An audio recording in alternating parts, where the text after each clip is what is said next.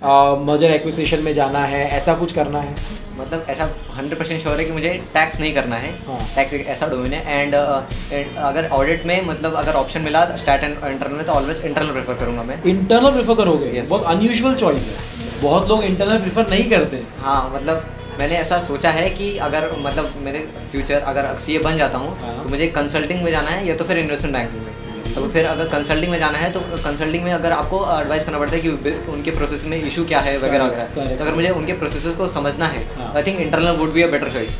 And internal में अगर max में स्टार्ट ऑडिट में अगर मैं 2 साल भी अगर करूँगा तो मैक्स में 4 क्लाइंट को हैंडल कर पाऊंगा, उससे ज़्यादा नहीं। अगर लेकिन अगर इंटरनल करूँगा तो मैक्स में 8 क्लाइंट को हैंडल कर पाऊंगा। कर अगर आपके क्लाइंट ज़्यादा हो सकते हैं। क्लाइंट ज़्यादा होंगे और फिर डिफरेंट इंडस्ट्रीज का मुझे एक्सपोजर मिलेगा कि वो इंडस्ट्री काम कैसे करती और है। आप उन इंडस्ट्रीज को कोर से समझोगे हाँ। क्योंकि आप नाम ही इंटरनल ऑडिट है तो Yes. आपको समझ में आता है। वेरी गुड है, अच्छी क्लैरिटी है। बहुत कम बच्चों को इतनी क्लैरिटी होती है और इतनी क्लैरिटी शुरुआत में होना मतलब आपका गोल सेट है, अच्छी बात है।